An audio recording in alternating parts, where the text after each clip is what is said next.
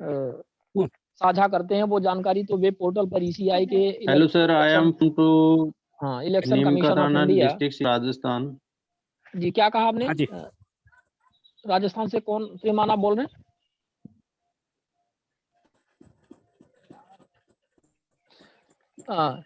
ठीक है। तो अपन जो चर्चा कर रहे थे, तो ज्यादातर इलेक्शन कमीशन ऑफ इंडिया की वेब पोर्टल पे अपन विधायक और सांसदों सर की मैं क्या करना चाहता हूँ कि मैंने तहसीलदार थाना की एक आरटीआई लगाई और उन्होंने ग्रामदान एक्ट 1971 जो जयपुर ग्राम बोर्ड के द्वारा हमें इंफॉर्मेशन दी कि वहाँ पे ग्रामदान बोर्ड ने एक गाँव नहीं है अभी तक, और कलेक्टर ने क्या किया उसको तोड़ के और हनन किया, इसलिए मैं पूछा सर आगे की कार्रवाई हो रही है।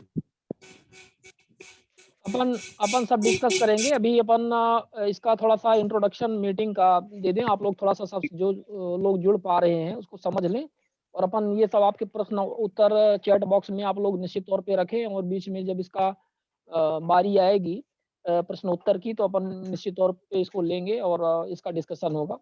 तो अपन जैसे चर्चा कर रहे थे कि जो जानकारियां चल अचल संपत्ति का ब्यौरा होता है, हलफनामे के साथ में सभी जो जनप्रतिनिधि होते हैं चुने जाते हैं, चाहे वो लोकसभा के सांसद प्रत्याशी हों या विधानसभा के विधायक प्रत्याशी, अथवा पंचायतों के जो त्रिस्तरीय पंचायतें होती हैं, गठन होता है, जैसे उसमें आपके पंच सरपंच होते हैं, फिर जनपद स्तर के जनपद सदस्य होते हैं, जनपद अध्यक्ष बनते हैं। जिला पंचायत स्तर पर जाएंगे तो आप देखेंगे वहाँ पर जिला पंचायत सदस्य और जिला पंचायत अध्यक्ष होते हैं। तो ये सब जो जानकारी होती है वो अपना चुनाव के दरमियान ये चल अचल संपत्ति का ब्यौरा हलफनामे के साथ उनको देना पड़ता है, ये हम सब जानते हैं। तो जहाँ सांसद विधायक की बात है, तो ये तो जानकारी हमें ज़्यादातर उनके हलफनामे की वेब पोर्टल पर मिल जाती है, इलेक्शन कमीशन ऑफ इंडिया के। लेकिन या यूँ कहें कि पंचायत स्तर पर इसकी अवेयरनेस की कमी या कुछ ऐसी बातें जिसके वजह से लोग ज़्यादा अवेयर नहीं है या माँगते नहीं है ज़्यादा जानकारी, ये छुपी रहती हैं। पर ये मुद्दा क्यों अभी हाल ही में ज़्यादा उठा, इसका एक कारण ये है कि हम ये देखते हैं कि पंचायतों के जो प्रतिनिधि हैं, जब ये चुन करके जाते हैं, तो अ, अकस्मात आपने देखा होगा हर स्टेट में इनकी जो जायदाद है, मतलब इनकी जो संपत्तियाँ हैं, वो अचानक 5 साल में बहुत ज़्यादा बढ़ जाती है। मतलब सरपंच को आपने देखा होगा कि वो बिल्कुल हल्का-फुल्का काम कर रहे होते हैं चुनाव लड़ने के पहले, लेकिन जैसे ही 5 साल का उनका कार्यकाल पूरा होने को आता है या बीच में ही अचानक आप देखते हैं कि वो बढ़िया फ़ोर व्हीलर में घूमने लगते हैं और उनका ठाट-बाट बहुत अच्छा हो जाता है। चाहे वो जनपद स्तर के हों, जिला स्तर के हों, जनप्रतिनिधि हों।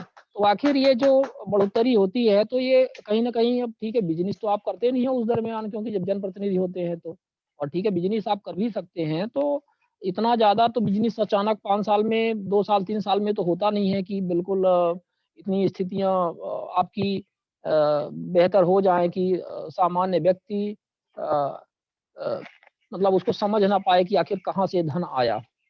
तो सवाल ये है कि अब जो हलफनामा प्रस्तुत किया जाता है, चल-अचल संपत्ति का ब्यौरा जो प्रारंभ में दिया जाता है, वो जानकारी सार्वजनिक होने से इस स्तर पर तो जानकारी आपको पता चल जाएगी कि इनकी इनकी संपत्ति इतनी थी, मतलब इतना इन्होंने जानकारी दी है।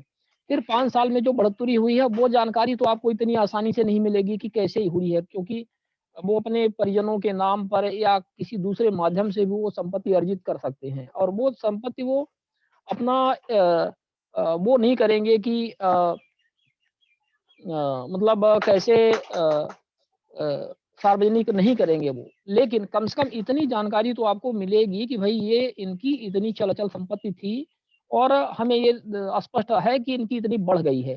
तो हम जैसे कोई भी पंचायत में या ऐसे जागरूक नागरिक हैं जो ये जानकारी प्राप्त करना चाहते हैं, तो कहीं न कहीं से इन्वेस्टिगेशन करेंगे, आरटीआई लगाएँगे, अपने स्रोतों के माध्यम से, स्थानीय जो स्रोत हैं उसके माध्यम से वो ये जानकारी तो प्राप्त कर लेंगे कि भई इनमें इतनी बढ़ोतरी हुई है, यहाँ-यहाँ इनकी संपत्तियाँ हैं।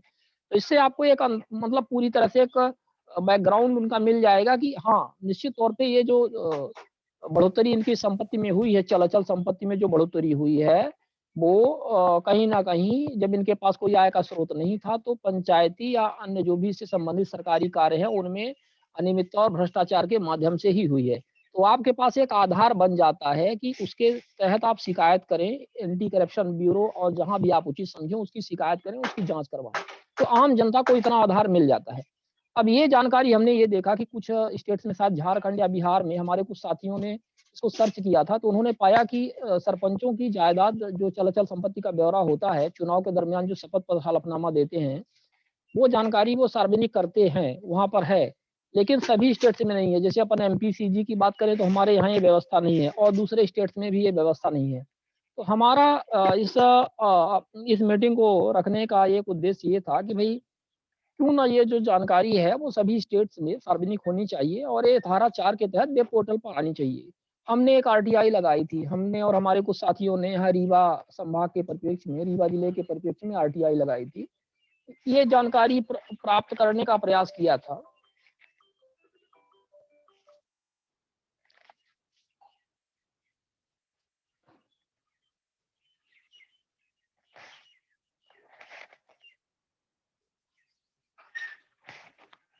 एक कॉल आने की वजह से थोड़ा-सा डिस्टर्बेंस हो कहे मैं कह रहा था सर, अगर जैसे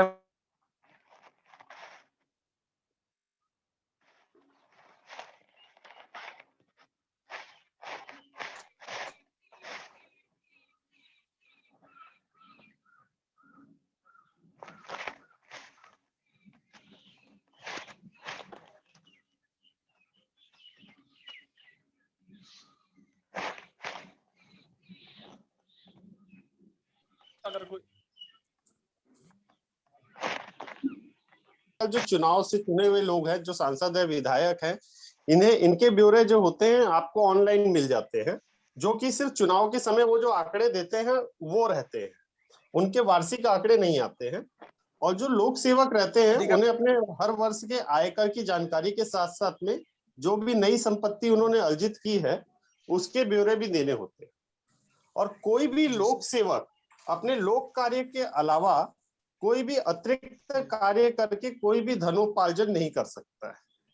अगर ऐसा कोई वो धनोपार्जन का कार्य कर रहा हो तो उसके लिए कोई विशिष्ट नियम का आधार होना आवश्यक है या फिर ऐसी रियायत उसके कार्य के साथ में जुड़ी हुई होनी चाहिए। जैसे कि हम लोग डॉक्टरों का कार्य देखते हैं, डॉक्टरों के कुछ क्षेत्रों में प्राइवेट प्रैक्टिस की छूट रहती है, कुछ शिक्षा के क्षेत्र में भी कुछ प्राध्यापकों को छूट रहती है, लेकिन अन्य जो मामले होते हैं उसमें लोक सेवकों को प्राइवेट कार्य करने की कोई छूट नहीं रहती है। संभवतः ज्यादातर ऐसे ही होता है। सर अक्सर हम देखते रहते हैं सर, ज्यादातर लोग क्या रहते हैं कि जैसे कोई प्रशासनिक अधिकारी रहता है, उसने करप्शन करके अपनी आय से ज्यादा संपत्ति का मतलब हमें पता रहता है कि इसकी बहुत ज्यादा संपत्ति है, पर हम उसको कैसे यकीन करें इसके पास वास्तविकता में ये आय से ज्यादा संपत्ति है, क्योंकि हर अधिकारी वर्ग की अभी भी चंद्रकला है, उसमें करोड़ों की संपत्ति। इसमें एकदम सरल तरीका है, एकदम सरल अध्ययन का तरीका है। मैं आप लोगों को बता रहा हूँ कि जब विधायक और सांसद हर बार जब 5 साल के बाद चुनाव लड़ते हैं, है ना, तो उनको अपने संपत्ति का ब्यौरा देते हैं। आप पिछले जितने भी उनके ब्यौरे हैं अगर उसका विश्लेषण करें ना तो ज्यादातर सांसद और विधायक के आंकड़े आपको इतने अंतर दिखेंगे। जब वो अन्य कोई लोक कार्य के अलावा दूसरा कार्य करके धनोपार्जन नहीं कर सकते थे तो सिर्फ इंटरेस्ट और जमीन की खरीदी बिक्री करके उन्होंने उतनी आय कैसे अर्जित कर ली, उस पर आपको खुद ही शंका हो जाएगी और सवाल खड़े करने के लिए काफी मौके मिल जाएंगे। हमारे नाम तो नहीं, मैं अधिकारी वर्गों की बात कर रहा सर, मैं राजनीतिक अधिकारी वर्ग के लिए भी आपको वही बात बोलूंगा। अधिकारी वर्ग भी जब नौकरी में लगता है, जब अधिकारी वर्ग भी एक नौकरी में लगता है, उसकी जो परिस्थिति रहती है, जो उसका रहता है, उसकी एक वेतन रहती है, मासिक वेतन है। हम अगर मासिक वेतन में हम उसकी कुल वेतन को भी जोड़ ले अभी तक की, तो भी उसके पास उससे ज्यादा अनियमित संपत्तियां पाई जाती है। इसी को ज्यादातर जो है एसीबी या जब कोई किसी इनकम टैक्स वाले जब छापा मारते हैं तो उस चीज को वो विशेष तौर पर देखते हैं कि उसकी सैलरी कब कब कितनी रही है और उसको कितनी मिली है, उसके आधार पर उसकी जो संपत्ति है वो कितनी हुई है। तो आपसे अगर हम पूछेंगे कि भाई आप अपने संपत्तियों का ब्यौरा दें तो जहां पर जैसे आईएएस अधिकारी हैं, आईपीएस अधिकारी हैं, इन लोगों के ब्यौरे होते हैं और इन लोगों को डालना पड़ता है। आप तो सर आईएएस इनकी अधिकारियों के मांग सकते हैं जानकारी कहाँ से मांगे सर? उदाहरण के लिए हम किसी आईएएस आरटीआई किसी लगाकर ही आप जानकारी नहीं, मांग सकते हैं। लेकिन किस डिपार्टमेंट से मांग सकते हैं? मैं बता रहा हूँ, कोशिश ये करें, आईएएस अधिकारियों की जो जानकारी है आपको सामान्य प्रशासन विभाग से मिलेगी। सामान्य प्रशासन विभाग में इसके लिए एक पर्टिकुलर शाखा होती है हर राज्य में। जितने भी आईएएस अधिकारी, आईपीएस अधिकारी जो रहते हैं, इनकी पूरी पदोन्युक्ति या कहीं पर भी इनका स्थानांतरण हमेशा ज्यादातर सामान्य प्रशासन विभाग के द्वारा होता है। Yes sir. तो जो सामान्य प्रशासन विभाग में इनके पूरे ब्यौरे वहीं पे इकट्ठे होते हैं। आप वहां से इन ब्यूरो को लीजिए और कोशिश करिए कि किसी पर्टिकुलर एक आदमी का ब्यौरा ना मांगे, क्योंकि जैसे ही आप किसी पर्टिकुलर एक व्यक्ति को टारगेट करते हैं, वो पर व्यक्ति का आपके ऊपर धारा लगाकर उसको टालने की कोशिश करेंगे। आप एक कॉमन क्लॉज पर अगर जानकारी मांगे तो शायद आपको जानकारी आप इकट्ठी करने में हो जाए। आप ये पूछिए कि कितने अधिकारियों पे कार्रवाई हुई, कितने अधिकारियों पे छापा पड़ा, कितने संपत्तियों को आपने अलग अलग इसमें अनियमित तौर पर पाया। इस तरीके के सवाल उठाते हुए अगर आप कुछ जानकारी चाहें तो संभवतः कुछ अच्छे प्रयास हो सकते हैं।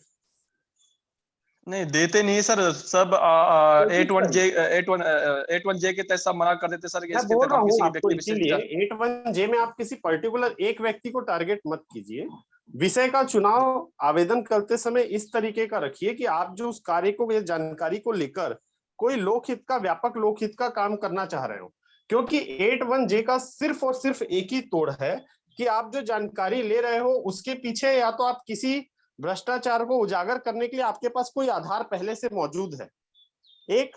दूसरा ये कि आप उन जानकारियों को इकट्ठा करके कोई व्यापक कार्य करने वाले हो लोकहित में। ये दो ही कंडीशन ऐसे हैं जो 81J की तोड़ है, अन्यथा 81J का कोई तोड़ अभी फिलहाल हमारे पास नहीं है। जी सर। देवेंद्र सर, मुझे एक चीज पूछनी थी। जैसे आपने बताया कि ये हमें लिखना होता है, मतलब ये लिखना होगा सब्जेक्ट में कि हम लोग ऐसे ऐसे कार्य करना चाह रहे हैं, तब वो 81J नहीं लगाएंगे? नहीं, एक्चुअली क्या होता है, मैंने अभी तक जितने भी निर्णय देखे और जितने भी निर्णय मेरी जानकारी में हैं, ज्यादातर निर्णयों के समय में सारे मामले न्यायालय में गए हैं और न्यायालय में उस चीज को ये स्पष्टता ली गई कि ये जानकारी आप क्यों चाहते हैं, हाँ जी, है ना, हमेशा पूछा गया है। और जानकारी नहीं देने का उद्देश्य नहीं बताने से वो ज्यादातर जितने भी मामले रहे हैं वो खारिज हुए हैं। जी। तो सर इस मेरा कारण से इसका उल्लेख कर देना, जैसा कि सेक्शन 82 और 83 में उस बारे में ब्यौरा दिया हुआ है, 82 में शायद, कि अगर हम उस चीज को पहले से उल्लेखित कर दें तो 81 का प्रावधान लागू नहीं होता है। जी सर, जैसे आप लोग बोल रहे हो कि छापे लगते हैं, मैं एक रेवेन्यू डिपार्टमेंट है जैसे दिल्ली में, तो उसी के कुछ डिटेल्स निकालना चाह रहा हूँ कि उसमें भी बहुत एक करप्शन हो रहा है। और जो उसके नीचे के जो मतलब डाटा एंट्री ऑपरेटर बैठे हैं, उन पदों पे लगाना चाह रहा हूँ आरटीआई की, इनके बारे में जानकारी दी जाए, इनका नाम और इनकी वो डेट। तो उसमें सर विषय में मतलब क्या लिखा जा सकता है? जैसे आपने जानकारी बोला कि इनका आप मतलब जो है इसमें 41B की स्वप्रकटीकरण को जाइए। उसमें जो है 3 चीजों की जानकारी आपको मिलती है स्वप्रकटीकरण में इससे संबंधित। पहला एक कि निर्देशिका उस कार्यालय का, निर्देशिका के अंदर में, उसके अंदर में जितने भी अधिकारी कर्मचारी काम कर रहे हैं सबके ब्यौरे आ जाते हैं। दूसरा, जो उस विभाग में जो सैलरी वगैरह की जो जानकारी है, उनकी सैलरी वगैरह की जो है जानकारी मिल जाती है। स्थानांतरण, पदोन्नति, नियुक्ति के संबंधित आपको मिल जाती है। इसके जरिए से आपको पूरी लिस्ट मिल जाएगी वहां की। तो ये जानकारी आपको 41B के जरिए से ही मिल सकती है आसानी से। बाकी आप ऐसे भी मांग के आप ले सकते हैं, ज्यादातर विभाग दे देते हैं। जहां पर कुछ दिक्कतें होती है वही इसमें अड़ंगा लगाएंगे। धन्यवाद सर।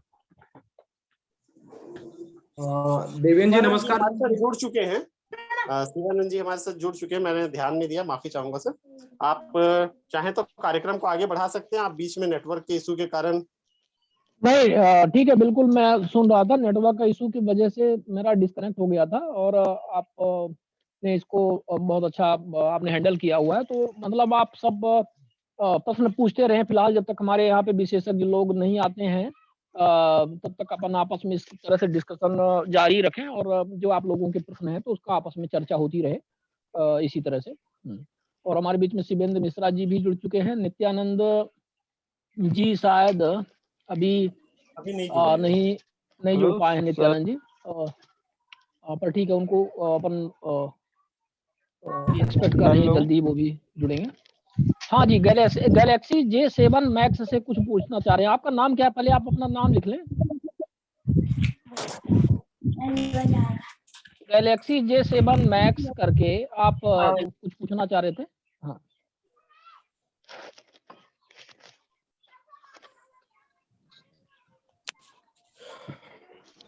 शिवानंद जी नमस्कार, मैं doctor Dhirendra. Hello sir, I am speaking. हाँ जी डॉक्टर जाएंगे doctor from doctor Dhirendra Mishra ji, स्वागत है आपका। और डिस्ट्रिक्ट राजस्थान।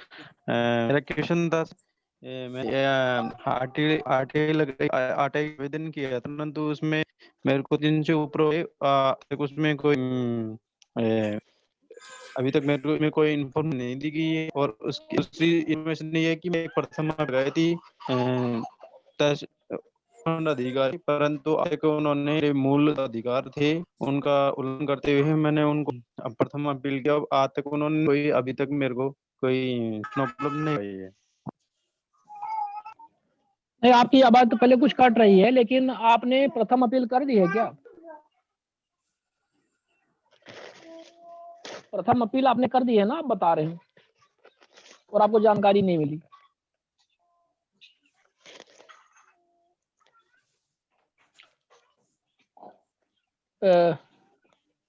राजस्थान से हमारे एक साथी गैलेक्सी J7 मैक्स से, चलिए ठीक है, आप थोड़ा सा नेटवर्क क्षेत्र में आ जाइए। तब तक हमारे बीच में धीरेन्द्र मिश्रा जी हैं। फिलहाल आवाज नहीं आ रही है आपकी। हाँ। नहीं, आवाज हमारी आवाज नहीं आ रही क्या आपको? हमारी आवाज तो आ रही होगी आपको। आपकी आवाज नहीं आ रही है, कट आवाज आ रही है आपकी सर। नहीं, एक्चुअली नेटवर्क का इशू है कहीं ना कहीं।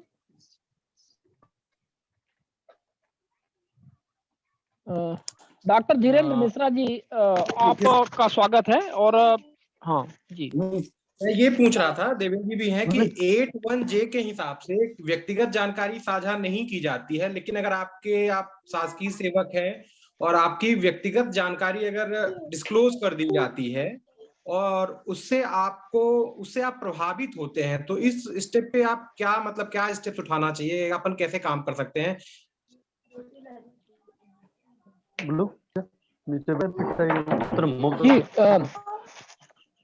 डॉक्टर साहब, इसमें जैसे आप ये चाह रहे हैं कि जैसे आप सपोज करिए सरकारी कर्मचारी हैं और कोई जानकारी आपकी साझा हो रही है जिसको आप साझा होना नहीं देना चाह रहे हैं, ना? आपको ये लग रहा है कि वो जानकारी यदि साझा होगी तो आपकी मतलब निजता का हनन होगा, ऐसा है कुछ? आपकी ऑडियो कट हो गया है, थोड़ा सा आप वो कर लीजिएगा, अपना अनम्यूट कर लीजिएगा। हाँ जी। हाँ, तो उसमें जो है यदि कोई ऐसी जानकारी है जो निजता का हनन कर रही है और आपसे संबंधित कोई आरटीआई किसी ने लगाया हुआ है और कुछ ऐसी जानकारी आपकी वो लेना चाह रहा है जिससे आपको लगता है कि उससे आपके निजता का हनन होगा, कोई ऐसी क्षति होगी या उससे नुकसान होगा, तो वो जानकारी आप हस्तक्षेप करके रोक सकते हैं। वैसे लोक सूचना अधिकारी यदि ऐसी कोई जानकारी है तो धारा 11 के तहत वो आपसे उसको पूछना चाहिए। आपसे एक पत्र दे करके 10 दिन के अंदर आपको जवाब देना पड़ेगा कि क्या वो लोक सूचना अधिकारी आपसे ये पूछेगा कि डॉक्टर धीरेन्द्र, आप की कुछ जानकारियां हैं जो एक थर्ड पार्टी एक्सेस करना चाह रही है, तो क्या ये जानकारी आप चाहते हैं कि थर्ड पार्टी को मिले? तो आप कहते हैं कि नहीं, ये जानकारी नहीं मिलनी चाहिए और ये हमारी निजता का इस प्रकार से हनन होगा या ऐसी इसमें हमारी जो भी है नुकसान हो सकता है, तो वो जानकारी पीआईओ नहीं देगा। ऐसा होता है प्रावधान। कई सारे आवेदन इस तरह से रिजेक्ट किए जा रहे हैं, लेकिन उसके लिए फिर पर्याप्त आधार देना पड़ेगा कि किस प्रकार से वो आपको निजता का हनन होगा। शिवानंद जी, इसमें मैं एक बीच में माफी चाहूंगा, मैं बीच में काटते हुए इसमें एक बात जोड़ना चाहूंगा। हमारे बीच में श्री शैलेश गांधी सर भी जुड़ चुके हैं। सर, बहुत बहुत स्वागत है आपका। और इस विषय में आप तो एक्सपर्ट हैं गांधी सर हमारे बीच में, तो निश्चित तौर पे धीरेन्द्र डॉक्टर साहब को इस विषय में ज्यादा बेहतर। एक बार डॉक्टर साहब थोड़ा सा प्रश्न आप फिर से रिपीट करिए। गांधी सर हैं। सर नमस्कार, मैं डॉक्टर धीरेन्द्र मिश्रा हूं। मैं सहायक प्राध्यापक हूं मानसिक रोग विभाग में, श्याम साथ चिकित्सा महाविद्यालय रीवा में। सर मेरा प्रश्न ये था कि जो व्यक्तिगत जानकारियां, कई बार आप अगर शासकीय पद में हैं तो कई बार आपके ऊपर होता है कि आपके व्यक्तिगत जानकारियां आरटीआई के माध्यम से निकाली जाती हैं, और लोग जो सूचना अधिकारी हैं कई बार वो भी इतना नहीं समझ पाते हैं और वो जानकारियां जारी कर देते हैं। तो ऐसी स्थिति में अगर व्यक्ति का नुकसान हो रहा है या व्यक्ति को टारगेट करके कोई फिर से चीजें की जा रही है, उसकी शिकायत और चीजें, तो इन चीजों को अपन कैसे रोक सकते हैं? क्योंकि हम शासकीय सेवकों के लिए ये बड़ा मतलब सभी लोग डर जाते हैं आरटीआई से। इवन जो लोग सीधे काम कर रहे हैं, अपना काम कर रहे हैं, वो भी इस तरीके से कई बार उनको परेशान करने के लिए चीजें, इसका कई बार मिसयूज होता है। तो सर इसमें मैं चाहूंगा कि इसको कैसे रोके या इसमें क्या कदम उठाया जाए? देखिए, मेरे हिसाब से क्या होना चाहिए ये प्रश्न नहीं है, प्रश्न ये है कानून क्या कहता है। 81J एग्जम्पशन यूज करते हैं लोग। जी जी। 81J कहता क्या है? अब प्राइवेसी के लिए मेरे पास हिंदी में कोई शब्द मुझे नहीं मिलता है अब तक। निजता शब्द गलत है। निजता इज पर्सनल। जी। जो व्यक्ति से लगता है वो पर्सनल इंफॉर्मेशन है, वो निजता है, मगर प्राइवेसी अलग ही कॉन्सेप्ट है। मैं इसको दो तीन तरह से लेता हूं। एक तो सरकार को अपनी प्राइवेसी हनन करने का अधिकार है क्या? रूटीन कोर्स में आपने घर पे क्या खाया ये पूछने का सरकार को अधिकार है क्या? सूचना के अधिकार के तहत जो सूचना ली जाती है वो सरकार में ऑफिशियल रिकॉर्ड्स है, वही सूचना मांगी जा सकती है, और तो कोई मांगी नहीं जा सकती है। जी जी जी। आपकी इसमें नेटवर्क प्रॉब्लम हो रही है, इसमें से आवाज आ रही है सर। मैं एक उदाहरण देना जा रही चाहूंगा। है बराबर, आप लोग सहयोग बना के रखिए, थोड़ा सा नेटवर्क आप लोग जांचे। आवाज सबकी आ रही है, बराबर साफ है। हम लोग इसमें इस चीजों को कंट्रोल किए हुए हैं, आप चिंता ना करें। सर मैं एक उदाहरण देना चाहूंगा। कई बार हमारे साथ होता क्या है कि जैसे हम मानसिक कोई रोगी है और वो व्यक्ति हमारे अस्पताल में भर्ती हुआ, कोई शासकीय सेवक है, और वो उसकी बीमारी के संबंध में, उसकी कौन सी बीमारी है, उसको क्या हुआ है, ये उसकी व्यक्तिगत जानकारी है। कई बार हम उसको मेडिकल सर्टिफिकेट भी बना के देते हैं कि ये व्यक्ति इस बीमारी से ग्रसित है, और वो एक उच्च प्रशासनिक पद पे बैठा हुआ व्यक्ति है। फिर उसके डिस्चार्ज होने के, उसकी छुट्टी होने के बाद उसके रिकॉर्ड तो अस्पताल में ही रहते हैं, और उस स्थिति में आरटीआई लगा के उसकी व्यक्तिगत क्या एक मिनट, ऐसी सूचना जो है, मेडिकल रिकॉर्ड जो है, वो फाइड्यूशियरी रिलेशनशिप में आते हैं। सेक्शन 8E के तहत वो एग्जम्प्ट है। जी सर। जी जी। Doctor patient relationship, lawyer customer relationship, banker customer relationship, ये सब फाइड्यूशियरी रिलेशनशिप्स में है, तो वो एग्जम्प्ट है क्लियरली 81E के तहत। जी जी सर। जी sir, thank you sir, thank you. बस यही जानकारी थी। जी सर मैं इसमें कुछ चीजें जोड़ना चाहूंगा सर, गांधी सर अगर आप अनुमति देते हैं। हाँ जी, बताइए सर। जैसे कि मैं डॉक्टर साहब का जो सवाल था उस पर थोड़ा सा संशोधन इसलिए करना चाहूंगा कि सूचना के अधिकार में जो प्रियम्बल है उसमें कोई भी चीज निजता या प्राइवेसी या पर्सनल के लिए नहीं है। वहां पर क्लियर है कि confidentiality of sensitive information. Sensitive information क्या होती है इस बात को पहले समझना होगा। दूसरी बात, हमको पर्सनल और प्राइवेसी क्या होती है ये चीजें समझनी होगी। अगर आप अपने घर में बिना कपड़ों के हैं तो आप रह सकते हैं, ये आपका राइट्स है। आप घर के बाहर बिना कपड़ों के सार्वजनिक प्लेस में रहते हैं तो ये आपका राइट्स नहीं है। जब आप बिना कपड़ों के रहेंगे सार्वजनिक उसमें, तो वह कॉमन हर आदमी उसको देखेगा, आप उसको देखने से रोक नहीं सकते, उस पर टीका टिप्पणी करने से रोक नहीं सकते। आप जब तक सरकारी या लोक कार्य से जुड़े हुए मामलों से अतिरिक्त कोई सब्जेक्ट है तो वो बेसिकली वाकई में वो आपकी पर्सनल इंफॉर्मेशन हो सकती है। लेकिन अगर वो आपके लोक कार्य से जुड़ा हुआ विषय है तो वो आपकी पर्सनल इंफॉर्मेशन नहीं हो सकती। भाई आप जिस योग्यता के आधार पे उस पद को पा रहे हैं वो योग्यता पूछना हमारा राइट्स है, क्योंकि और भी अदर आपके कॉम्पिटिशन में और भी लोग रहे होंगे, वो ये जरूर चाहेंगे कि भाई हमारा राइट्स का उल्लंघन तो नहीं हुआ है।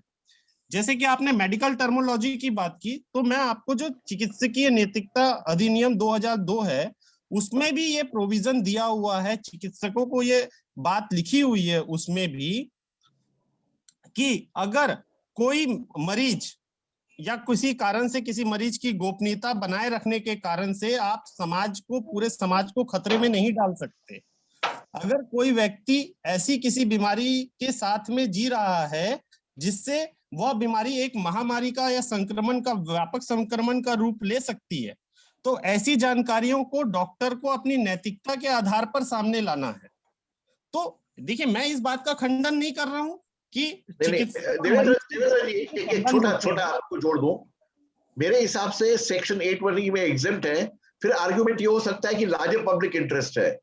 बिल्कुल सर, मैंने इसीलिए शुरू में आपके जुड़ने से पहले मेरे पास जब ये सवाल आया था, तब मैंने इसमें 2 बातें जोड़ दी थी। पहला तो ये कि कोई भी जानकारी जब आप ऐसी कोई मांग रहे हैं जो वाकई पर्सनल लग रही हो, तो आप उसको जानकारी लेने के पीछे आपका उद्देश्य स्पष्ट होना चाहिए, जो कि व्यापक लोकहित में हो। नहीं, एक मिनट, मेरी आपत्ति है, personal information is not exempt under RTI. बिल्कुल सर, मैं भी वही चीज बोल रहा हूँ। लेकिन लार्जर पब्लिक इंटरेस्ट, इसके साथ मुझे तकलीफ है। नहीं सर, लार्जर इंटरेस्ट इसलिए भी जरूरी है। देखिए, जो चीजें लोक कार्य से जुड़ी हुई है वो पब्लिक रिकॉर्ड का हिस्सा है। हम पहले भी इस विषय में, अगर वो लोक कार्य से नहीं जुड़ा हुआ है, भाई आपकी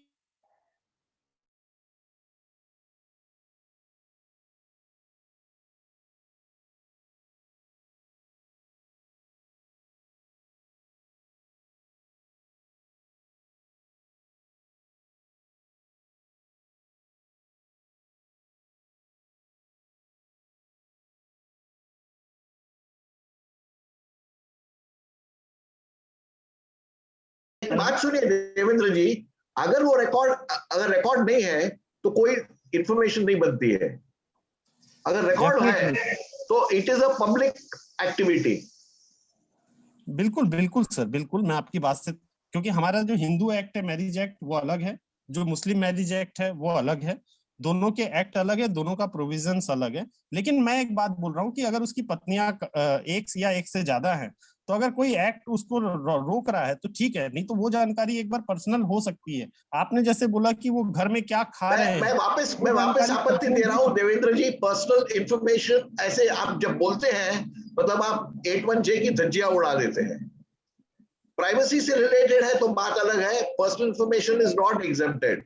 और ये प्रॉब्लम आ रही है क्योंकि हिंदी भाषा में प्राइवेसी के लिए कोई शब्द नहीं जो मिलता है।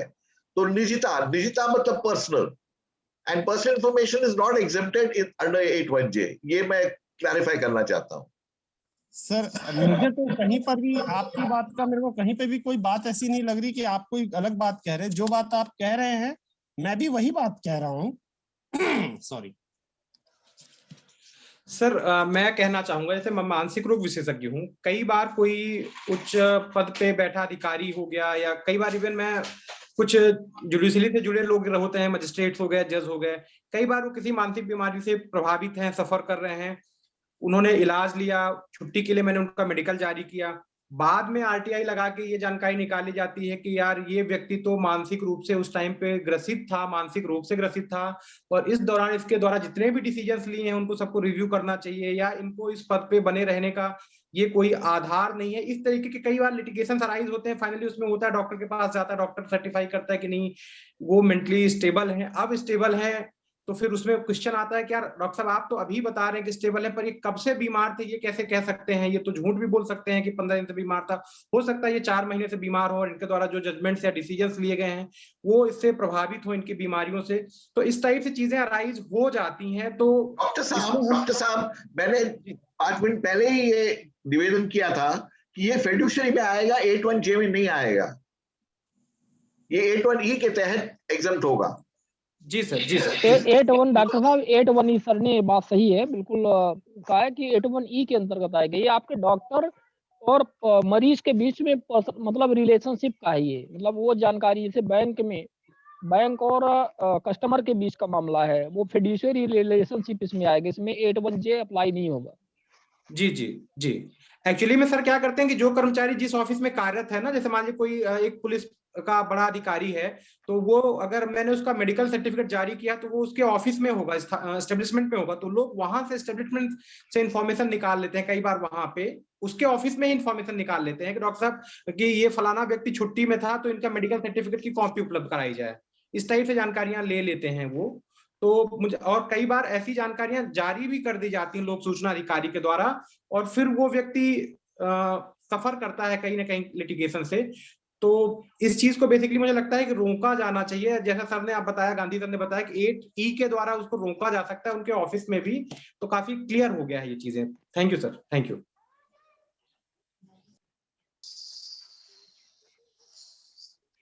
शैलेश सर प्रणाम सर।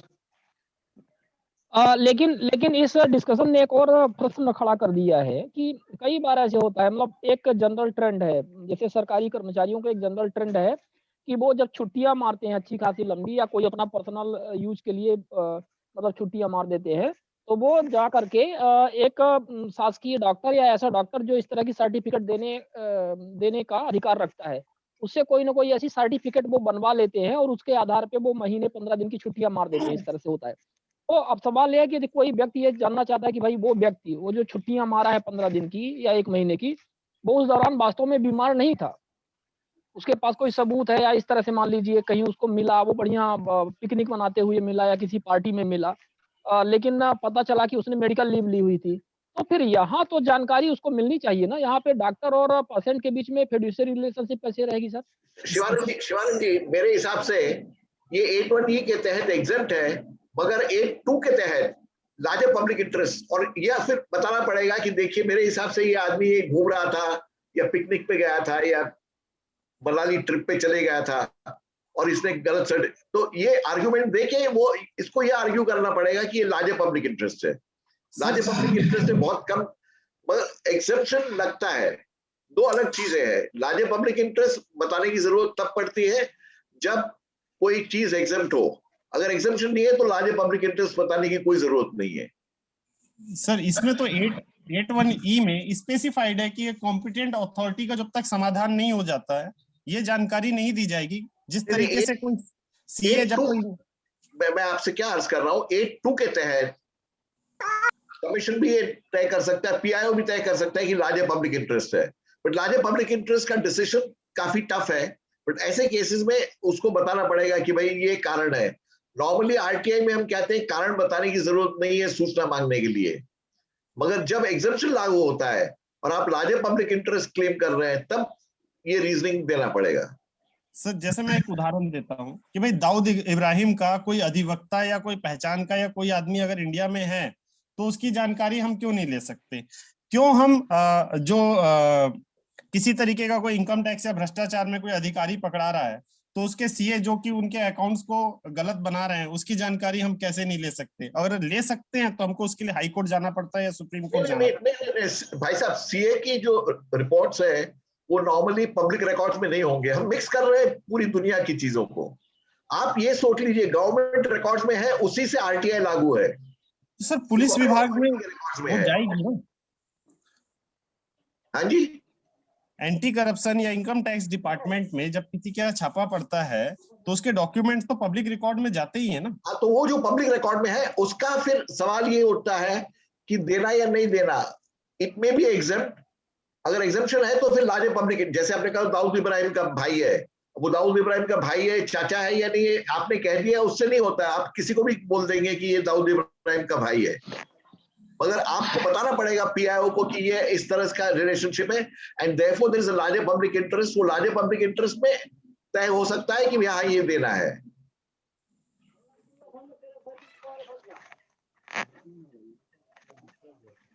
हमारे दो साथी शमशेर कोल जी और रवि विश्वकर्मा जी भी कोई सवाल पूछना चाहते हैं शिवानंद सर।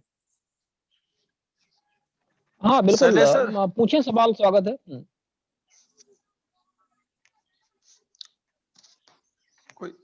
शैलेश सर से मेरा एक प्रश्न था सर। अंकित बंठवाण उत्तराखंड से जी पूछिए। जी शैलेश सर सर मेरे एक वो था, लगातार मैंने 2-4 जगह आरटीआई लगाई सर, लगातार कोई 35,000 का बिल देता है, कोई 25,000 का बिल देता है, इस तरीके से बहुत सारे मामले आ रहे सर। और मुझे तो सूचना चाहिए सर। मतलब मैं अगर आरटीआई लगा रहा हूँ, 35,000 का बिल मेरे पास आ रहा है और मैंने लगातार 18(1) के तहत शिकायत भी कर रहा हूँ सर उनकी, फिर भी वो इस तरीके से बार बार मुझे बिल वही बिल दे रहे कि कभी 35,000 का, कभी 40,000 का, कभी 50,000 का। सर इसमें क्या किया जाए जिससे लोक सूचना अधिकारी मतलब सही तरीके से काम करे? नहीं, आप इंस्पेक्शन मांग लीजिए ना। अभी आप क्या सूचना मांग रहे हैं ये तो मैं नहीं जानता हूं। अगर वो सूचना 20,000 पेज की है तो 40,000 मांगना जायज है। अब वो आप जो सूचना मांग रहे हैं वो कैसे है ये मैं नहीं जानता हूं, मगर आप बहुत सरल तरीका है, अगर आपको लगता है वो गलत तरह से ऐसा मांग रहे हैं तो आप इंस्पेक्शन ही मांगिए और आइडेंटिफाई कीजिए कि मुझे ये डॉक्यूमेंट्स के कॉपीज चाहिए। नहीं सर, हम जैसे 2J फर्स्ट के तहत निरीक्षण भी करते हैं ना सर, अगर हम निरीक्षण करें तो वो कभी कभी ऐसा होता है कि लंबा खिंच जाता है, कभी प्रथम अपील में भी चले जाता है, उसके बाद 30 दिन। इंस्पेक्शन आप जब इंस्पेक्शन के लिए आरटीआई डालते हैं तो लिखिए कि इंस्पेक्शन के टाइम पे मैं आइडेंटिफाई करूंगा वो डॉक्यूमेंट जिसकी मुझे कॉपीज चाहिए और उसका शुल्क भर दूंगा। तो सर जैसे हम इनकी सर जैसे सीडी या उसमें पेन ड्राइव में इनकी सूचना मांग सकते हैं सर कि जो ऑनलाइन जो धारित होगी वही मिलेगी मुझे? जो कंप्यूटर में अगर होगी तो मिलेगी, अगर हार्ड कॉपी में होगी तो डिजिटाइज करके देने की जरूरत नहीं है उन्हें। अच्छा, तो सर हम जैसे किसी का चीज का निरीक्षण करते हैं सर, किसी कामों का, तो मैंने एक जगह आरटीआई लगाई थी सर, उन्होंने निरीक्षण के लिए गांव में कराए गए जो 1 साल के अंदर जो काम थे उसका निरीक्षण करने के लिए मैंने आवेदन करा था। तो लोक सूचना अधिकारी का कहना है कि आप निरीक्षण नहीं कर सकते, हम कर सकते हैं निरीक्षण, मतलब जो लोक सूचना अधिकारी वो निरीक्षण करेंगे, आप सिर्फ साथ में रह सकते हैं। साथ में भी नहीं रहेंगे आप? नहीं, साथ में तो रहना पड़ेगा ना, तभी वो निरीक्षण आरटीआई के तहत होगा, नहीं तो आरटीआई के तहत वो निरीक्षण ही नहीं है, वो तो उनका ऑफिशियल निरीक्षण है। तो सर जैसे 18(1) के तहत अगर लगातार ऐसे जैसे 30 दिन के अंदर सूचना नहीं देते हैं, ज्यादा रुपए की डिमांड करते हैं, जैसे 18(1) के तहत हम शिकायत करते हैं सर, इसमें आयोग क्या कार्रवाई करता है सर? मतलब जैसे लोक सूचना के अधिकारी के विरुद्ध क्या क्या कार्रवाई करते हैं सर? जैसे आयोग पेनल्टी लगा सकता है, आपको कॉम्पेंसेशन दिला सकता है। सूचना अनफॉर्चुनेटली जैसे अभी सुप्रीम कोर्ट का एक डिसीजन है उस हिसाब से नहीं ऑर्डर कर सकता है जी, मगर बाकी दोनों चीज कर सकता है, उस पे दबाव डाल सकता है। इनफैक्ट अगर आगे जाए थोड़ा, अगर सोच के इसको किया जाए तो 18(1)F के तहत आप ये भी कह सकते हैं कि ये सूचना प्रकट होनी चाहिए इस सेक्शन 4 के तहत, और अगर ऑर्डर आयोग ने दिया तो वो सेक्शन 4 में प्रकट भी हो सकती है। अच्छा। हमारे साथ में राजस्थान के पाली से ओमाराम जी जुड़े थे। उन्होंने जो है राजस्थान में एक आवेदन लगाया और उनसे आवेदन में 1 करोड़ रुपए से अधिक राशि की मांग की गई है। इन दस्तावेजों की संख्या की काउंटिंग किस आधार पे की गई है यह अभी तक स्पष्ट नहीं हो पा रहा है। जवाब क्या आया? हाँ, क्या वो हमारे बीच में जुड़े हुए हैं? नहीं जुड़े नहीं है, मैंने उन्हें कहा था जुड़ने के लिए पर वो जुड़े नहीं है अभी। हाँ, वो एक इम्पोर्टेंट मैटर था, हमने भी उनको सजेस्ट किया था। तो इसमें तो जी, इसमें गांधी सर थोड़ा-सा इसमें मार्गदर्शन करें। हमारे बीच में आत्मदीप सर भी जुड़ चुके हैं, सर स्वागत है आपका। अगर 50 लाख पेज का उन्होंने मांगा है मान लीजिए, और ये मैंने देखा, ये भी देखा है, एक जनाब थे, मैं पहले जब कमिश्नर बना तो मैं कहता था कि भाई इसको सब सूचना जो मांगे वो अभी मुफ्त में दे दीजिए क्यों 30 दिन के ऊपर हो गया है। तो एक आदमी ने एक दफ्तर में जाके कहा पूरे दफ्तर की सब फाइलों की मुझे कॉपी चाहिए। तो अगर ऐसा अनरीजनेबल डिमांड किया है और सचमुच 50 लाख पेज का होगा तो वो 1 करोड़ मांगना गलत नहीं कह सकते हैं। वो क्या मांगी थी उस पर डिपेंड करता है ना सर। एक्चुअली 50 लाख की संख्या की काउंटिंग किस आधार पे उसने दी है वो भी तो एक विषय है बहुत बड़ा। नहीं, फिर अंदाज होता है। देखिए मेरी बात सुनिए, इसको लॉजिकली आप सोचिए। अगर समझ लीजिए इतना मास्क मांग लिया, मैंने एक बार जब मैं आरटीआई का काम करता था कमिश्नर बनने के पहले, एक बार एक सूचना मांगी एक सरकारी दफ्तर से जो मुझे ध्यान में नहीं आया कि बहुत व्यापक होगी। तो उनका जवाब आया कि हम आपको ये नहीं बता सकते ये बहुत ही व्यापक होगा, मगर आप पहले 10,000 या 20,000 जमा कीजिए, उसके बाद हम आपको बताएंगे जैसे जैसे आगे बढ़ेगा। तो इसलिए मुझे मालूम नहीं क्या सूचना मांगी गई थी, ये सोचना जरूरी है। सर इसमें एक तो सवाल और खड़ा होता है, वो ये खड़ा होता है कि मान लीजिए कि उसने मेरे से 1 लाख रुपए मांग लिया। हमारे साथ जो है प्रणव चर्चिल जी बिहार नवादा से थे, उनका प्रकरण मेरे पास आया था। उससे उन्होंने 7,000 रुपए मांग की थी सूचना अधिकारी ने, और जब सूचना उनसे ली गई तब सिर्फ 450 पेज महज उपलब्ध कराए गए 900 रुपए के। नहीं, ऐसे जब डाउटफुल लग रहा है कि इतनी व्यापक सूचना नहीं है, तो मैं सजेस्ट ये करता हूँ, प्रैक्टिकल ये है कि आप इंस्पेक्शन मांग लें। सर इंस्पेक्शन भी तो एक खतरे का सब्जेक्ट है, कई बार हम वहां पर जा नहीं सकते, खलचीला होता है, हमसे दूर होता है वो विभाग, तो ऐसी कंडीशंस में हम ये लेते हैं। लेकिन मुद्दे की बात ये है कि राउंड फिगर एक अमाउंट बता दिए 7,000 रुपए और जानकारी महज दिए 900 रुपए की, तो फिर उन्हें रिफंड देना पड़ेगा और आप कमीशन को कह सकते हैं पेनल्टी लगाने को। अगर वो 10-15%, 20% अप डाउन है एक्सपेंसेस, तो हम बोल सकते हैं कि वो अंदाजा है। लेकिन आई एग्री, ऐसा जब क्लियर है तो उसको पेनल्टी लगनी ही चाहिए और रिफंड तो मिलना ही चाहिए। सर जैसे हम जैसे आप कह रहे थे सर 18(1) के तहत अगर एक कार्रवाई की, जैसे हमारे जो रुपए खर्च हुए वो वापस मिल जाते हैं, आयोग के पास इतनी शक्ति है कि 19(B) के तहत वो हमारे जो हर्जाना हो वो दे सकता है सर 18(1) के तहत अगर हम शिकायत करते हैं? हाँ जी, जरूर दे सकते हैं। लेकिन किस माध्यम से वापस करेंगे? जैसे अधिकारी, सूचना अधिकारी ने 7,000 रुपए ले लिया, जानकारी सिर्फ 900 रुपए की दी, तो अब 6100 रुपए अगर उसको वापस करना होगा, क्योंकि वो तो कोषालय पे पैसे जमा हो गए, आरटीआई के प्रकोष्ठ के कोषालय पे, तो डिफिकल्ट होता है डिपार्टमेंट्स को, मगर डिपार्टमेंटल हेड कर सकता है और इसीलिए कॉम्पेंसेशन उनको बड़ी तकलीफ होती है और इसलिए कॉम्पेंसेशन पेनल्टी से भी ज्यादा तकलीफ वाला होता है डिपार्टमेंट के लिए। मगर ऐसे ऑर्डर्स मैंने भी लिए हैं और इंप्लीमेंट हुए हैं ऐसे ऑर्डर्स कॉम्पेंसेशन।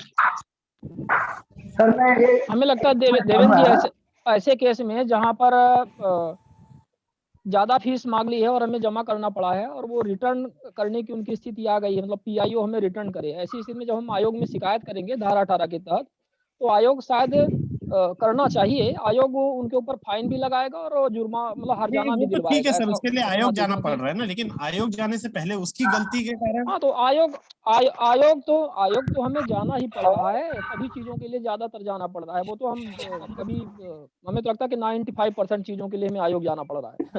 आयोग क्या समस्याओं का निराकरण करवा रहे हैं। हमारे बीच में राहुल सिंह सर जुड़ चुके हैं, हमारे कार्य राहुल सिंह सर स्वागत है बहुत बहुत आपका। हमारे मुझे बोलने का मौका मिलेगा।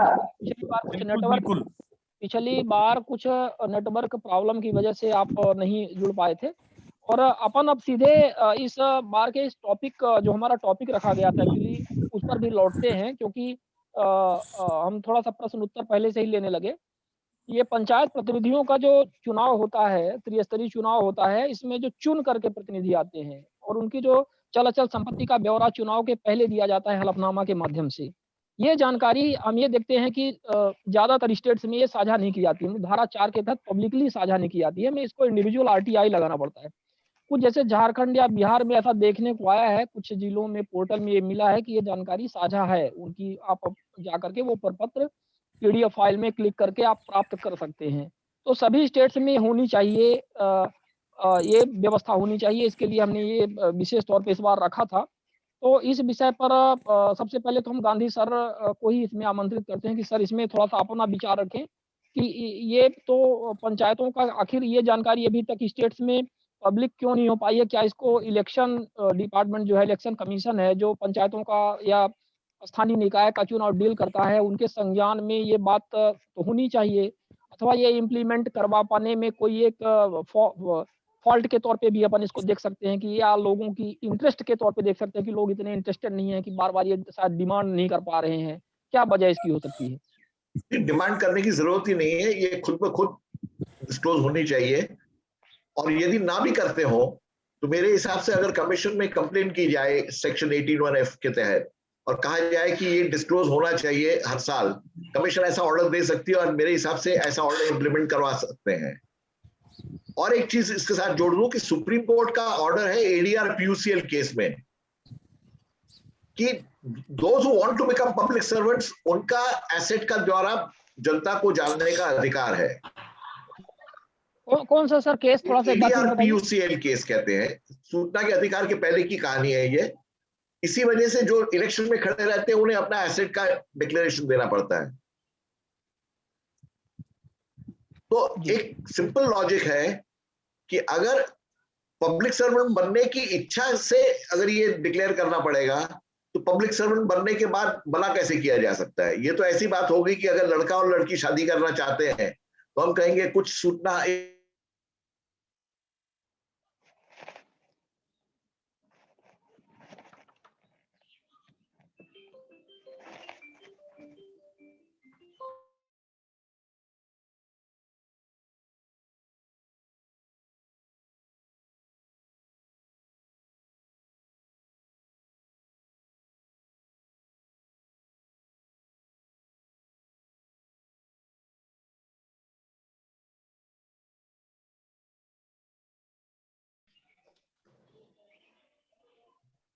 जी, थोड़ा सा नेटवर्क का इशू आ गया था एक कॉल की वजह से, तो मैं इनफैक्ट पूरी बात अभी बीच में नहीं समझ पाया, पर ठीक है, उस डिस्कशन को अपन आगे बढ़ाते हैं। और अब इस विषय पर मैं माननीय राहुल सिंह सर को इनवाइट करूंगा कि सर इस पे आपके क्या विचार रहेंगे।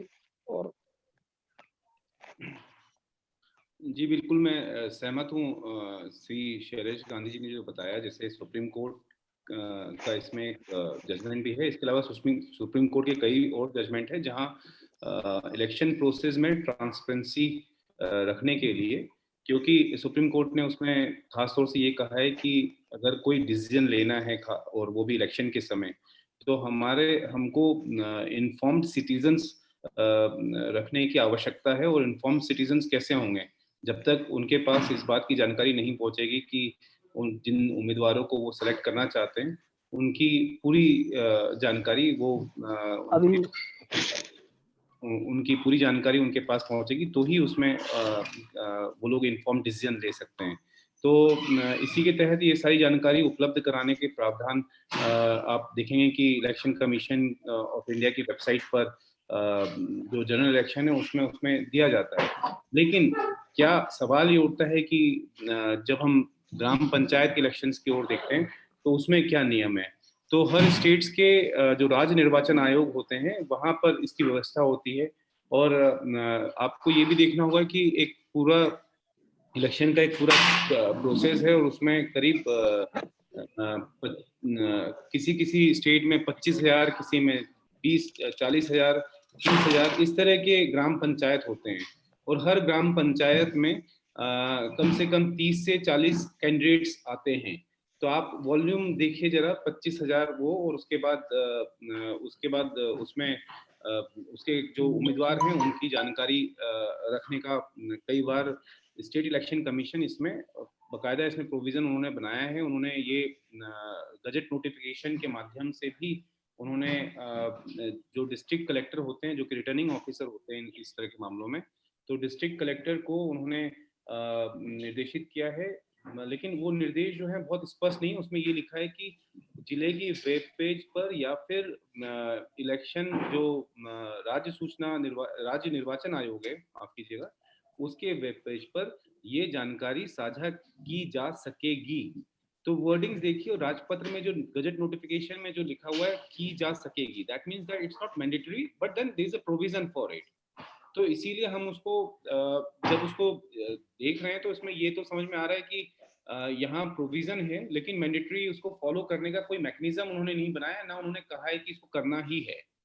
तो यहाँ पर ये एक विषय आ जाता है। दूसरा उसमें कंफ्यूजन हमने ये देखा है कि अक्सर जो आप अगर एसडीएम के पास लगाते हैं या फिर तहसीलदार के पास ये लगाते हैं कि आप जानकारी चाहते हैं उम्मीदवारों की गजट ये उनके एसेट से रिलेटेड, जो पंचायत के जो चुने हुए जनप्रतिनिधि हैं, तो उसमें वो उससे कंफ्यूज कर जाते हैं कि जो मतदान पत्र होते हैं उसको सील करके रख दिया जाता है। और एक पुराना एक नोटिफिकेशन है 95 के करीब का, और उसमें भी उन्होंने ये कह दिया कि इसको सील करके रखा जाए। तो ये कंफ्यूजन है कि क्या जो उम्मीदवारों के जो पत्र होते हैं वो सील करके रखे जाएंगे और सक्षम न्यायालयीन अधिकारी के कहने पर ही उसको खोल करके उसको साझा किया जा सकता है। तो इसमें एक एडमिनिस्ट्रेटिव लेवल पर भी एक कंफ्यूजन। क्या आपको इलेक्शन से संबंधित एक क्वेश्चन पूछ सकता हूँ? जी, आप क्वेश्चन नहीं, अभी आप डिस्कशन हो जाने दीजिए, पहले बाद में क्वेश्चन अपन रखेंगे। पहले जो हमारे मुख्य वक्ता हैं अपनी बातें रखेंगे।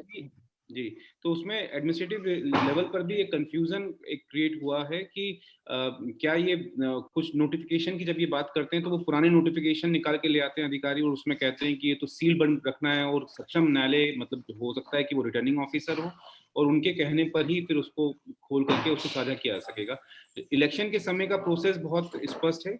इलेक्शन के समय स्पष्ट निर्देश होते हैं कि वो जब भी पंचायत के इलेक्शन होंगे तो उसको वो पब्लिक में इसको साझा किया जाएगा और वहां पर बोर्ड लगा करके वहां पर पब्लिक नोटिस लगा करके उनके जो भी उन्होंने शपथ पत्र दिया रहता है उसको पब्लिक करने का प्रोविजन रहता है और डिस्ट्रिक्ट वेब पेज पे भी डालने का प्रोविजन उन्होंने दिया हुआ है, लेकिन मैंडेटरी फॉलो नहीं होता है। अब अगर आप देखें तो उम्मीदवारों की जानकारी देने के प्रोविजन ऑलरेडी राज्य निर्वाचन आयोग ने बनाए हैं, लेकिन जब उम्मीदवार चुन जाते हैं तो उसका कोई ऐसा प्रोविजन नहीं है कि उनकी जानकारी उपलब्ध कराई जाए।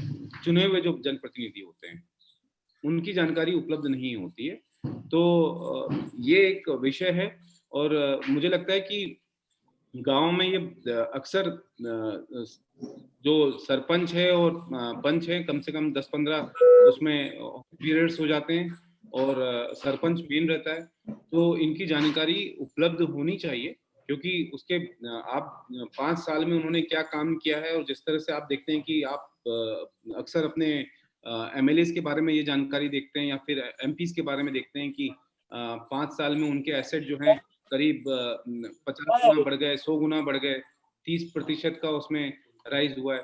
तो गांव के स्तर पे भी जब पंचायत का निर्वाचन होता है तो वहां पर भी लोगों को ये जानने का हक है कि उनके जो सरपंच है उन्होंने 5 साल में अगर 15-15 करोड़ रुपए अगर हर एक गांव में अलॉट हुए हैं और 15 करोड़ का काम नहीं हुआ है और उसके बनस्पत अगर आप देखें तो उनके सरपंच का एसेट जो है वो बिल्कुल दुगने हो गए हैं या 3 गुना बढ़ गए हैं, तो उससे डेफिनेटली लोगों को समझ में आता है कि ये क्या पैसा आखिर जा कहाँ रहा है।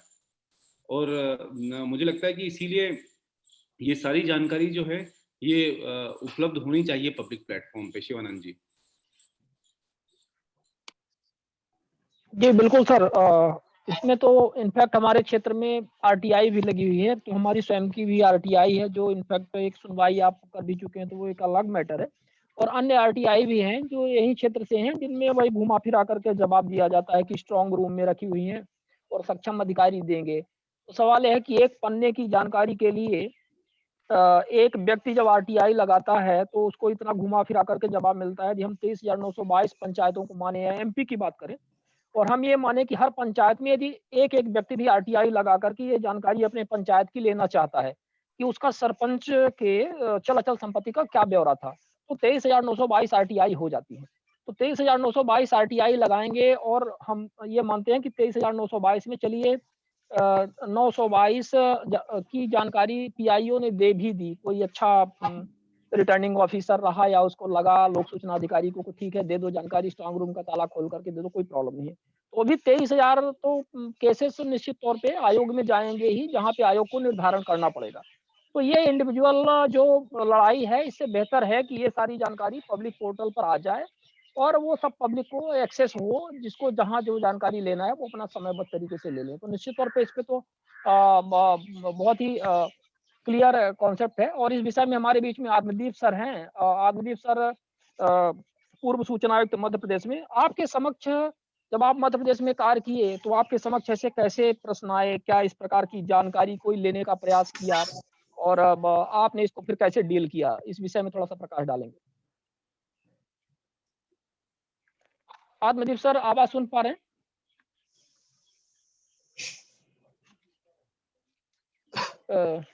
हमें लगता है कि आत्मदीप सर आपका अनम्यूट करना पड़ेगा, यदि आप म्यूट हैं तो आपको अनम्यूट करना पड़ेगा।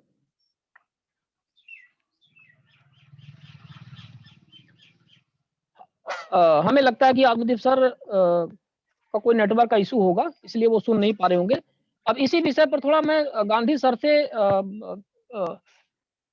भी पूछना चाहूँ, लेकिन गांधी सर के से पूछने के पहले, क्योंकि पंचायतों के चुनाव के विषय में तो आरटीआई आपके समक्ष गई ही नहीं होगी, क्योंकि आप तो सीआईसी सेंट्रल इंफॉर्मेशन कमीशन में थे, तो आपके पास तो ऐसे केस आने का सवाल ही नहीं पैदा होता। इनफैक्ट एक स्टेट डिपेंडेंट इशू है, तो ठीक है।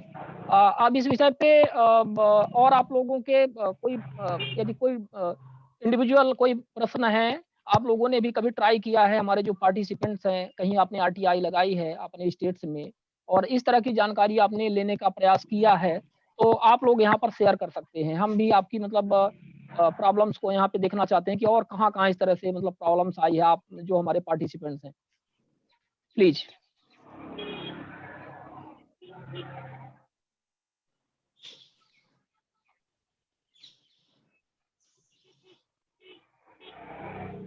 इस विषय पर नित्यानंद जी हमारे बीच में हैं। नित्यानंद जी, मैं ये जानना चाहूँगा कि ऐसे मामले हाई कोर्ट में या आपके समक्ष या हमारे बीच में शिवेंद्र जी हैं, आपके समक्ष या कई कोर्ट में भी क्या ऐसे मामले आते हैं क्या, जिसमें लोग ये जानकारी लेना चाह रहे हैं और उनको ये जानकारी नहीं मिल रही है?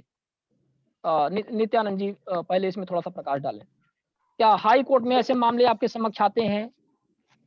कोर्ट में चुनाव के बाद तो विषय आते हैं कि लोगों ने प्रॉपर्टियां कमा ली है या कि अधिक अनुपातिक संपत्तियां बनाई हैं, आप इसलिए इनके खिलाफ कार्रवाई हो, इस तरह के मामले लोकायुक्त में शिकायतें होती हैं। फिर कोर्ट में भी लोग जब कहीं शिकायत नहीं होती तो कोर्ट में लेके आते हैं मामले को लेके कि लोगों ने प्रॉपर्टी अधिक कमाई है, भ्रष्टाचार किया है। लेकिन जानकारी मांगने के लिए हाई कोर्ट आए हैं ऐसा मेरे संज्ञान में नहीं है कि प्रॉपर्टी राइट्स इनके डिक्लेयर किए जाएं। ऐसी कोई जानकारी हाई कोर्ट में नहीं है। सुप्रीम कोर्ट का सर ने बताया, गांधी सर ने, कि एक लीडिंग जजमेंट है। सूचना का अधिकार कानून आने के पहले ही सुप्रीम कोर्ट ने कहा था कि हर व्यक्ति को अपने लोक जनप्रतिनिधियों की संपत्ति का ब्यौरा जानने का अधिकार है। तो एक लीडिंग केस है, वही एक प्रकार से मैं तो कहूँ कि सूचना का अधिकार का बेस भी वही केस है। तो लेकिन इस तरह के मामले हाई कोर्ट में मेरे संज्ञान में नहीं है कि आए हैं। नहीं, हमें इस विषय में ऐसा लगता है कि जैसे आपने कहा कि हाई कोर्ट में ये तो मामले आते हैं कि भैया जनप्रतिनिधि ने अपनी इतनी संपत्ति एक्वायर कर ली, इतने में मतलब निर्हार कर ली है 5 साल में, ये बात तो आती है। हर कोई जो भी पंचायतों के खिलाफ जाता है तो उसका एक इश्यू ईओडब्ल्यू और लोकायुक्त का रहता ही है कि साहब हमने यहाँ भी शिकायत की है। पहली शिकायत होती है कि सरपंच, तो कहीं न कहीं आपको लगता नहीं, कहीं न कहीं आपको लगता नहीं कि ये जो है सीधे उससे जुड़ा हुआ है मामला, मतलब यदि ये जानकारी सार्वजनिक होती तो काफी हद तक और भी स्पष्ट हो जाता। सार्वजनिक होगी। लेकिन जहां तक मुझे जानकारी है कि संपत्ति का ब्यौरा देके फॉर्म भरना चाहिए और उसको सार्वजनिक करने की एक समस्या है। पर सर ने बताया कि एक बहुत बड़ा बल्क का डाटा होगा, ये हजारों कैंडिडेट चुनाव लड़ते हैं पंचायत चुनाव। नहीं, वो एक लोकल स्तर पे इसकी व्यवस्था होनी चाहिए, या कि पंचायत में ही जो उनका बोर्ड है, पंचायत में ही बोर्ड में इसको सार्वजनिक किया जाए चुनाव से पहले, या कि चुनाव के दिन सबकी संपत्ति का ब्यौरा वहां पे सार्वजनिक रहे, तो ऐसी भी व्यवस्था हो सकती है। इस व्यवस्था के तौर पे हम आपको बताएं, अभी झारखंड का अभी मामला था, जब हमारा लोगों का ये मामला आया तो हम लोगों ने थोड़ा सा होमवर्क किया, प्रयास किया सर्च करने का कि कहाँ-कहाँ ये व्यवस्थाएं हैं। तो झारखंड के कुछ जिलों में हमें ये व्यवस्था मिली, वहाँ के डिस्ट्रिक्ट वेब पोर्टल पर ये जानकारी स्पष्ट लिंक देकर के साझा की हुई थी। और जब आप उस पंचायत में जाएं और उन सरपंच की उसमें क्लिक करें तो एक पीडीएफ फाइल खुल जाती थी, जिसका आप जब ब्यौरा लेंगे तो उसमें 5, 6, 7 पन्ने का रहता था, जिसमें उनका हलफनामा, कितनी चल अचल संपत्ति, हर चीजें उसमें डिटेल रहता था। तो मतलब ईसीआई का जो स्थानीय निर्वाचन का ये जो जिम्मेदारी रहती है कि ये जानकारी साझा होनी चाहिए, जैसे बात आई कि मतलब प्रथम 6 महीने में जानकारी ओपन रहेगी, पब्लिक पोर्टल पर भी रखी जाएगी, इस तरह से सर ने बताया, तो वो मतलब वहाँ पे इम्प्लीमेंट हो रहा है। तो सवाल ये है कि जब कुछ स्टेट्स में हो रहा है तो ये सभी स्टेट्स। हाँ, मैं तो मानता हूँ कि हर ग्राम पंचायत की एक अलग वेबसाइट बना देनी चाहिए। हर ग्राम पंचायत की, कोई इतना बड़ा खर्चा नहीं, जब लाखों सरकार एक ग्राम पंचायत को देती है, हर साल का बजट आवंटन है, तो हर ग्राम पंचायत की एक अलग वेबसाइट हो, उसमें अलग वो खर्चों का विवरण हो, सारी डिटेल्स हो, सरपंच, सेक्रेटरी और दूसरे जो जनप्रतिनिधि हैं सबका ब्यौरा हो, उनकी प्रॉपर्टी डिटेल्स सार्वजनिक हो।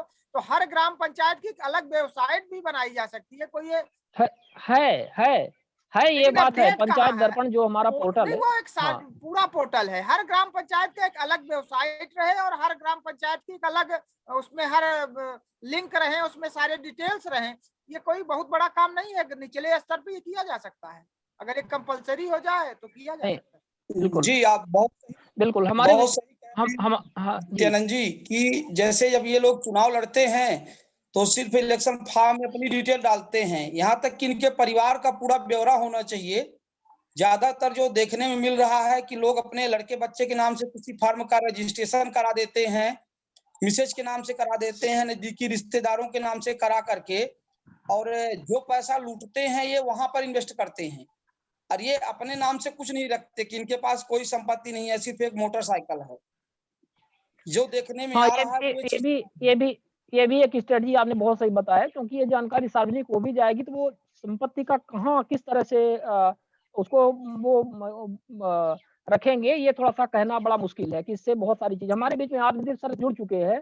आत्मदीप सर, जब आप अभी आपका नेटवर्क का इश्यू हो गया था, इसके पहले यही डिस्कशन चल रहा था कि चूँकि ये एक स्टेट लेवल का इश्यू है कि मतलब सभी स्टेट्स में पंचायतों की जो अपने स्थानीय निकाय के चुनाव होते हैं, इनके चल-अचल संपत्ति का जो ब्यौरा होता है, वो सार्वजनिक करने के विषय में मामला है। तो अभी प्रश्न यही था कि आपके कार्यकाल में जब आप थे, जैसे मध्य प्रदेश में आप रहे, तो इस तरह के मामले आपके पास कैसे आते थे? मतलब आप जिस संभाग को डील करते थे या इन जनरल आपके जो भी डिस्कशन अन्य सूचना आयुक्तों के होते थे जब आपके अपने कॉलीग्स थे, तो इस तरह के इश्यू क्या आते थे कि लोग किसी सरपंच के चल-अचल संपत्ति का ब्यौरा मतलब चुनाव के दौरान भी और चुनाव के बाद भी क्या ये माँगने का प्रयास किए? आते हैं, स्वाभाविक तौर पे आते रहे होंगे, तो कितना इनका स्ट्रेंथ रहती थी और किस तरह से आप लोग इसको डील किए? और फिर धारा 4 के तहत इसको सार्वजनिक करवाने में क्या आप लोगों का इस तरह से कुछ प्रयास इसमें किया गया?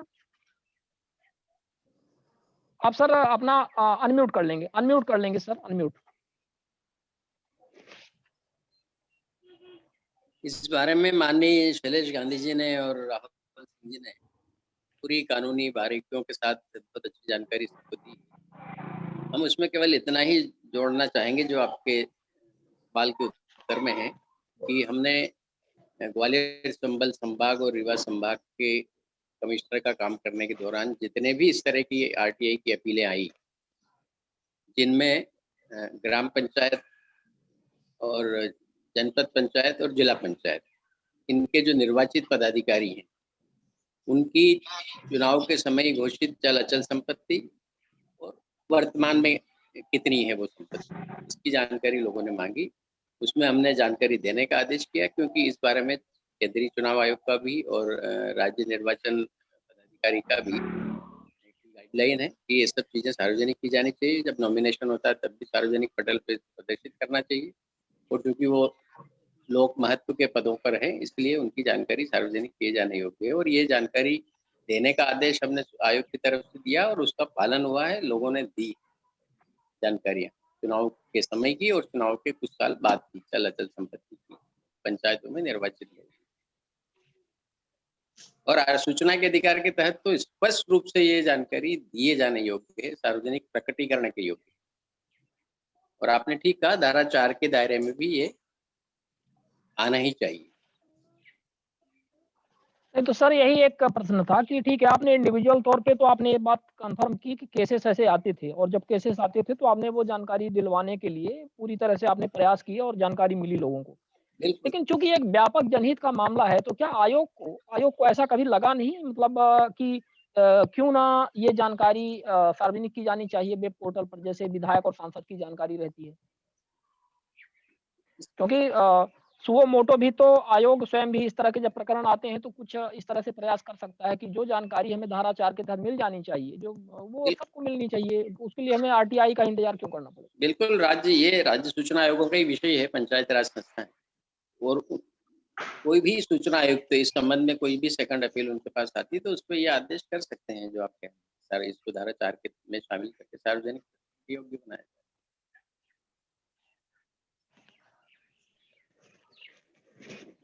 जी, बहुत-बहुत धन्यवाद। इस विशेष टॉपिक पर आप लोगों ने अपनी बहुत महत्वपूर्ण राय रखी है, और यदि और भी इसमें कुछ आलोक जोड़ना जी चाहें कुछ तो। कहना चाहते हैं, आलोक कुमार सिंह जी, अधिवक्ता आलोक कुमार सिंह जी उत्तर। हाँ जी, आलोक सिंह जी, स्वागत है आपका, बताइए। शिवानंद जी, सर, हम लोगों परमार की साहब बहुत देर से प्रयास कर रहे हैं। देखिए हम लोगों का जो आज विषय है हाँ, वो आलोक है सिंह ग्राम जी प्रधानों बोल लें, के इसके बाद परमार साहब का स्वागत है। हाँ, आलोक सिंह जी प्लीज ग्राम गो प्रधानों के अहेड। द्वारा जो चुनाव में कैंडिडेट के रूप में अपना नामांकन कर रहे हैं, जिला प्रशासन की ये जिम्मेदारी है कि एक फॉर्म है, फॉर्म के तहत एक एफिडेविट है, वो प्राप्त करके उनको निर्वाचन की जो भी प्रोसेस है वो पूरी करेगी, वो लोग कंटेस्ट करेंगे, चुनाव जीतेंगे। अब विषय ये है, क्या जो आवेदन पत्र और शपथ पत्र है, वो निर्वाचन कार्यालय में एक सूचना है कि नहीं है? अगर ये सूचना है, तो सूचना अधिकार में हमें प्राप्त होगी। अगर ये सूचना नहीं है, तो हमें सूचना प्राप्त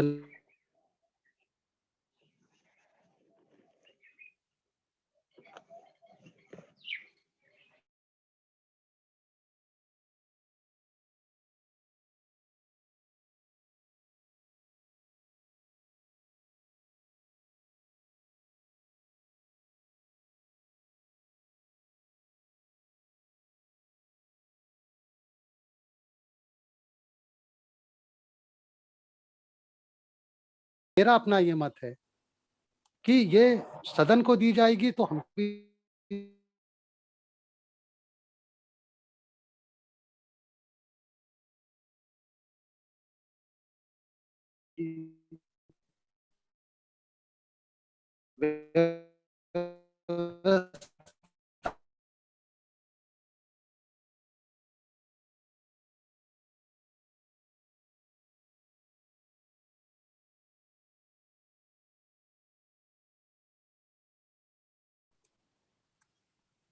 I think so. I finished my words.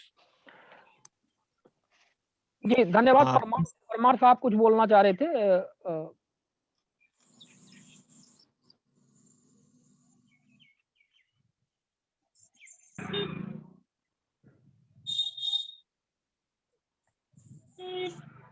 Nityanand जी आप कह रहे किशन थे परमार जी। हाँ,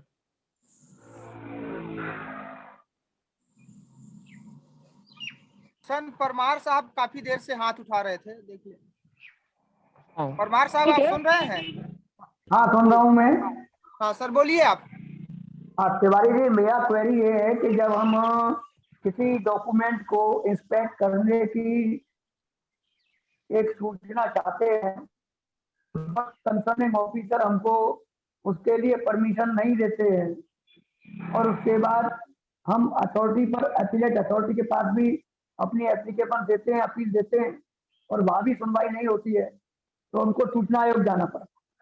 तो एक इंस्पेक्शन के लिए जब तक हम सूचना आयोग जाएंगे तब तक उस अधिकारी को पता चल जाएगा कि इस फाइल के अंदर कोई ऐसी बात है जो ये आरटीआई एक्टिविटी जानना चाहते हैं, तो क्या उसमें कोई फेरबदल नहीं कर देंगे वो?